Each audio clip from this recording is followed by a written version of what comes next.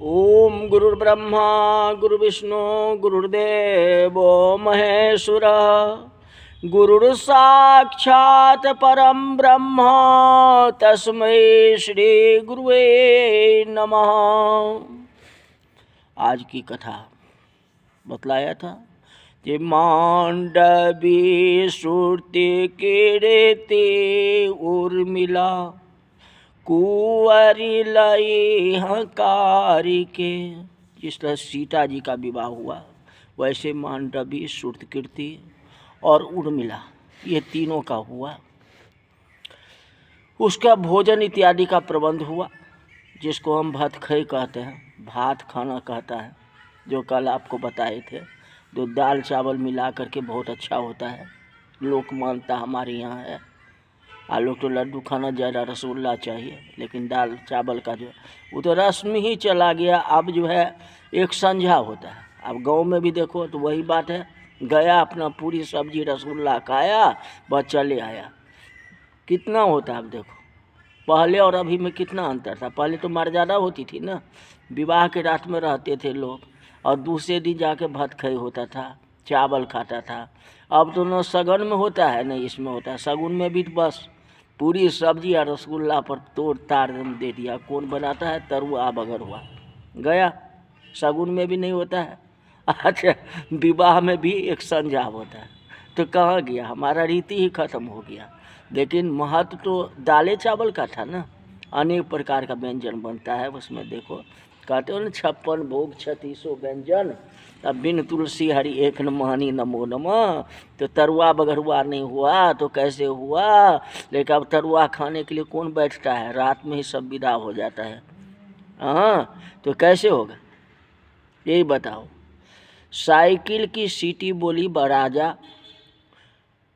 राजा, विवाह में सीटी साइकिल की सीटी होती है। अरे मूर्ख, विवाह में क्यों बजानी पड़े? तो अब साइकिल की सीटी तो नहीं, अब तो मुंह में ऐसे करके हाथ लगा करके उधर डीजे चल रहा है और इधर मुंह का बाजा बज रहा है। अब तो ये बात होती है हु हु हु हु। अब ये क्या बात है बता? कहते मूर्ख, तो फिर विवाह में क्यों बजानी पड़े? यह समझ में नहीं आता। बिना कारण जिसका कोई अर्थ होता है उसका क्या बजाने की जरूरत है? भजन या तो सुनो, यही बात है, या मैथिली भजन सुनो या पंजाबी भजन सुनो। डीजे तो चल ही रहा है। अब हु ये क्या हुआ बात बताओ? ये हमारी सांस्कृतिक नहीं। कुएं के किनारे एक बहन पानी भर रही है और उसका भाई उसे लेने आता है। ससुराल में उसकी बहन को बहुत दुख दिए गए, शरीर सूख गया। फिर भाई बैलगाड़ी लेकर के आता है और दूर से देखते ही बहन उसे पहचान जाती है। तो सखियाँ कहती है लेने आया है, इतने साल तक क्यों नहीं आया? यह तेरा भाई नहीं है, यह तो और कोई लगता है। तभी वह बहन पानी भरते हुए कहती है ये मेरा ही भाई। सखियों ने पूछा कैसे विश्वास करें? बहन ने कहा उसकी आंख मेरी माँ जैसी है। वह बोलता है, बैल को सहलाता है, उसके बाद मेरे पिता जैसी होती है। गीत के पीछे तो गई गाथा है। तो पहले तो बैलगाड़ी था, पहले टायर गाड़ी था, अब तो मोटर गाड़ी हो गई, मोटरसाइकिल। अब गाड़ी भी गई, वो भी नहीं, अब 4 चक्का नहीं आती है। मोटरसाइकिल पर लिया लड़की को, पीछे बैठाया, जयराम जी की चल दिया। अब तो वो भी नहीं है। हमारी संस्कृत कहाँ है? गया संस्कृत हुए।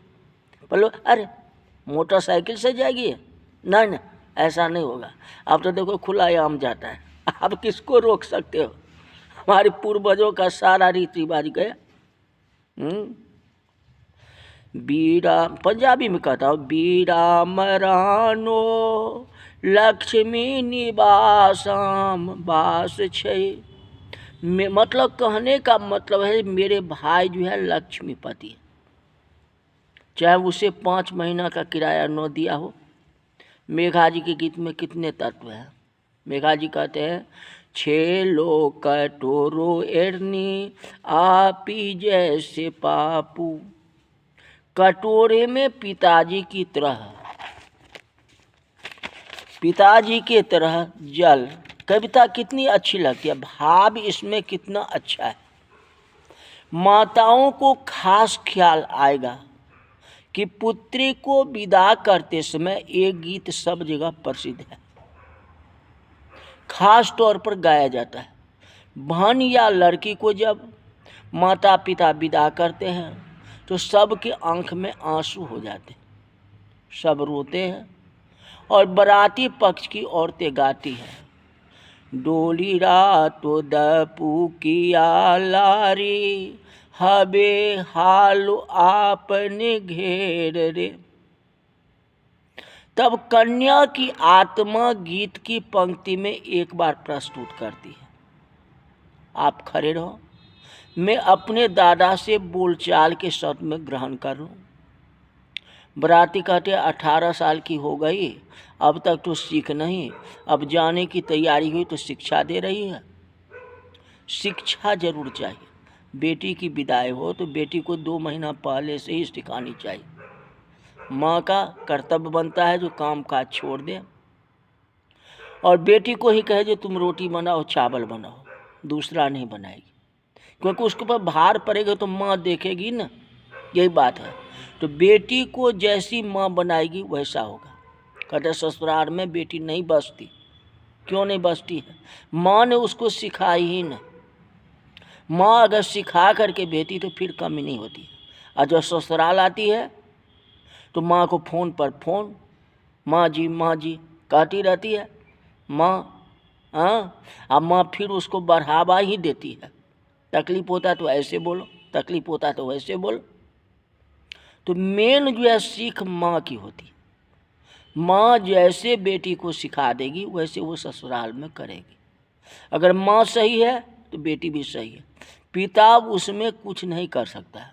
पिता की तो जिम्मेदारी बाहर का है कि हम अपने बेटी को कन्यादान कैसे करेंगे, उसके लिए तो पैसे जोड़ने में लगा रहता है।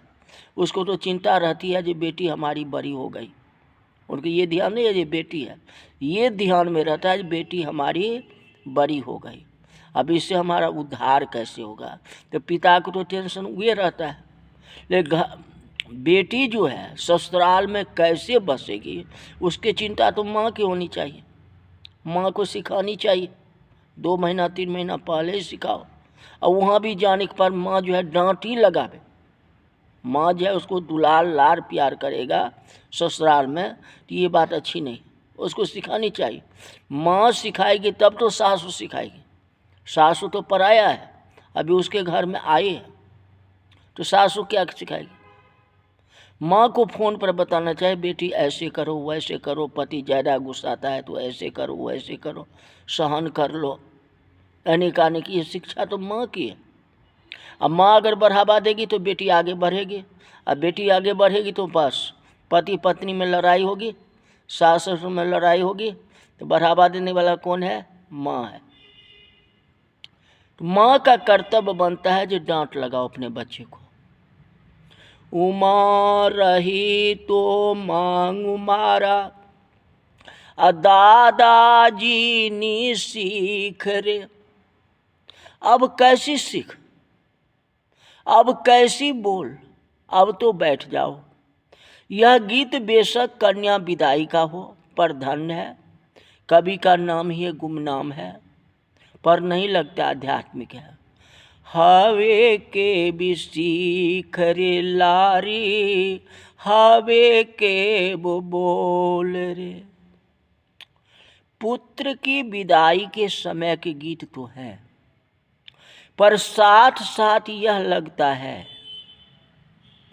कि विदा समय का ये गीत नहीं। तो ये जो है आपका पंजाबी में है, हरियाणी भाषा, हम दिल्ली में रहते हैं इसलिए कल चलो मिथिला का इतना गीत सुना दिए तो 1-2 यहाँ की भाषा का भी होना चाहिए, इसीलिए ये भाषा का मैं सुनाया। अपने यहाँ का गीत क्या होता है, अपना मिथिला का गीत क्या होता है, एक गा देता हूँ, वो भी गा देता, ये पंजाबी आपने समझे होंगे ना। कते का जतन हम सिया जी के पोसलंगु, सिया जी के पोसलो से हो बेटी भेल मोर बीरान हे।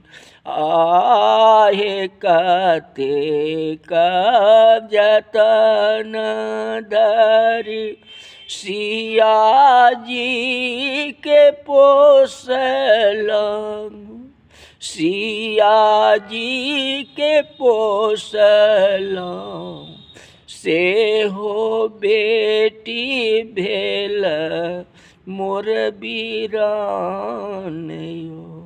सुनैना जी इतनी विलाप करती है। जिसमें कन्यादान हो रहा था उस समय भी देखो कितना करुण रस है, किसी के आंखों में आंसू आ ही जाती है। जिसमें कन्यादान के लिए सुनैना जी बैठे, पिछले भी बतलाया था कि जंगिया चढ़ाए बाबा बैसेला मंडप पर, बाबा करुण धिया दान यो। आहे मामा करुण धिया दान हो। शिशु की रोबे माता है सुनैना, शिशु की रोबे माता है सुनैना। आज बेटी भेल मोर बीरान यो। आहे आजी बेटी भेल मोर बीरान हो। तो ऐसे हमारी करुण रस में सुनैना जी रो रही है और शिक्षा भी दे रही। कहेंगे थोड़ी देर आप कहते हैं पुत्री की विदाई के समय की गीत है, साथ साथ यह लगता है कि विदाई समय का गीत नहीं है। यह तो काल दूत हमारे पलंग पर आकर के काल की ढोलक पर डंडी बजाते हुए कहते हो, तब हम कहेंगे थोड़ी देर आप खड़े रहे तो मैं अपने गुरु से शिक्षा ले लूँ, थोड़ी देर गीता का 12वां अध्याय पढ़ लूँ, थोड़ी देर खड़े रहो प्रभु का स्मरण कर लूँ। कालदूत कहेगा जो सारे जिंदगी में कुछ नहीं किया, अब कैसी सीख, अब कैसी बोल, क्या नहीं लगता है हमारी विदाई का गीत है। यह सब तो हमें पहले कर लेना चाहिए। कभी कहता है पहेला करने की, पहले अच्छे कर्म करो, और जब समय आ जाएगा तो पछताए क्या होते हैं जब चिड़िया चुन गई खेत। प्रभु ने समझ दी हो, संपत्ति दी हो, सद्बुद्धि दी हो, तो तेरे हाथ से दूसरों की विपत दूर होनी चाहिए। पाप के पैसे से डरना, प्रभु का स्मरण करना, आंसू पोंछना।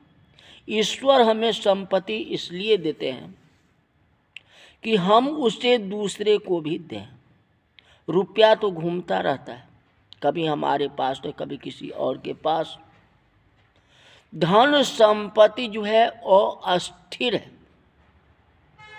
अर्थशास्त्र का यह नियम है। अर्थशास्त्रियों का मत है कि संपत्ति अस्थिर होनी चाहिए, मानव को केंद्रित होना चाहिए। पर आज मानव अस्थिर और रुपया केंद्रित हो गया।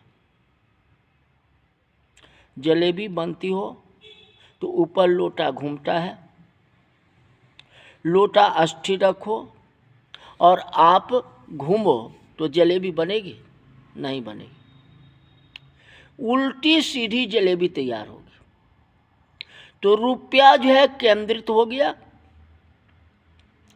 मानव घूमता रहता है। ईश्वर इसीलिए देता है कि हम किसी को दें, किसी को मदद करें। राम कथा सुन रहे हो, ईश्वर ने जो कुछ दिया है उसका सदुपयोग करना चाहिए। दीनहीन, गरीब, संस्कृत एवं भारतीय के लिए सदुपयोग करना चाहिए। ईश्वर इसीलिए देता है कि हम किसी को दें, क्योंकि धन देने से धन ना घटे। बुद्धि हो तो बुद्धि का योगदान करें, संपत्ति हो तो संपत्ति से किसी को मदद करें, आपके पास शक्ति है तो शक्ति से किसी को मदद करें, संपत्ति हो तो संपत्ति का योगदान करें। यदि प्रभु ने बुद्धि दिया है, शक्ति दिया है, संपत्ति दिया है तो उसको उचित स्थान पर खर्च करो। अनुचित स्थान पर खर्च करोगे तो गुनाहगार कहेगा। ईश्वर कहेगा जिसके पास जो हो उसका योगदान करो, और योगदान के बाद निरअहंकारी बन करके रहो। आज समाज में ऐसा नहीं है। धन हो गया तो अपने में चोर, और धन हुआ तो दूसरे को भी तो देखो न, दूसरे कैसे रह रहा है। तुम्हें दया नहीं आती? दया धर्म का मूल है, पाप मूल अभिमान। तुलसी दया न छाड़िए, ज्यों लगी घट में प्राण। तो दया ही धर्म तो है। इसलिए एक भजन में कहा गया, दया धर्म नहीं तन में मुखरा, क्या देखो दर्पण में। दया धर्म नहीं तन में मुखरा, क्या देखो दर्पण में। तो वो क्या देख क्या होगा? इस शरीर से क्या होगा? ये शरीर तो है तो भगवान को न्यौछावर कर दो न, किसी को मदद कर दो न, तो भगवान की कृपा हो जाएगी, आपके सारे काम हो जाएंगे। आज की कथा यहीं तक रही। बोल जा रामचंद्र भगवान की जय।